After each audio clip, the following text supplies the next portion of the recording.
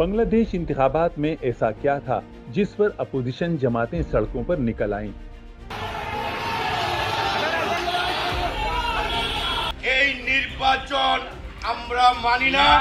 Opposition و دیگر پارٹیوں کو نتائج پر کیا تحفظات ہیں؟ سابق الیکشن کمشنر نے نتائج کو ڈھونگ کیوں قرار دیا؟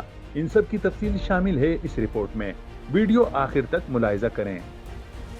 شیخ حسینہ واجد 5ویں بار بنگلہ دیش کی وزیر اعظم بن گئیں۔ حالیہ انتخابات کو بھی کافی متنازع قرار دیا جا رہا ہے، جس میں مرکزی اپوزیشن نے انتخابات کا بائیکاٹ کر رکھا تھا اور نتائج کا اندازہ نومبر کے شروع میں اس وقت لگا لیا گیا تھا جب اس کے شیڈول کا اعلان ہوا۔ کسی سیاسی جماعت کی بجائے دوسرے نمبر پر سب سے زیادہ 63 نشستیں حاصل کرنے والے آزاد امیدوار رہے۔ حسینہ واجد کی عوامی لیگ نے 222 نشستیں حاصل کی۔ الیکشن کمیشن کے مطابق موجودہ اپوزیشن یعنی جماعت پارٹی نے پارلیمان کی 300 میں سے صرف 11 نشستیں حاصل کی ہیں، جس سے پارلیمان میں حقیقی اپوزیشن کا تصور ختم ہو چکا ہے۔ بنگلہ دیش میں ہونے والے حالیہ انتخابات کو بھی سخت متنازع قرار دیا جا رہا ہے، جس میں آزاد حیثیت سے حصہ لینے والے امیدواروں کو بھی ڈمی اور الیکشن کو مصنوعی طور پر مسابقتی رنگ دینے کی ایک کوشش قرار دیا جا رہا ہے۔ حسینہ واجد عوامی لیگ کی سیاسی حریف بنگلہ دیش نیشنلسٹ پارٹی نے انتخابات کے نتائج کو تسلیم کرنے سے انکار کرتے ہوئے اسے یک طرفہ انتخابات اور اقتدار کی رسمی منتقلی قرار دیا ہے، جو ایک غیر جانبدار ادارے کی رائے شماری چاہتی تھی۔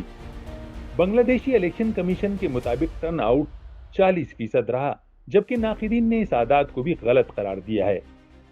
ان کا کہنا ہے کہ خود عوامی لیگ کے ووٹرز نے ووٹ ڈالنے کی زحمت اس خیال سے نہیں کی کہ انہیں نتائج کا اندازہ پہلے سے تھا۔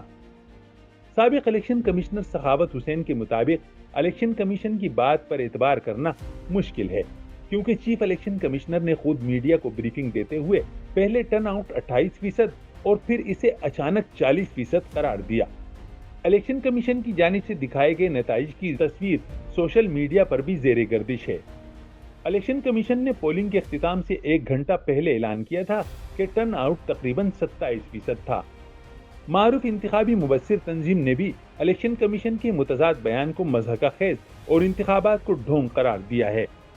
بنگلہ دیش میں نتائج کے خلاف اپوزیشن اور اتحادی جماعتوں کی جانب سے بڑے پیمانے پر احتجاج کا سلسلہ شروع کر دیا گیا ہے۔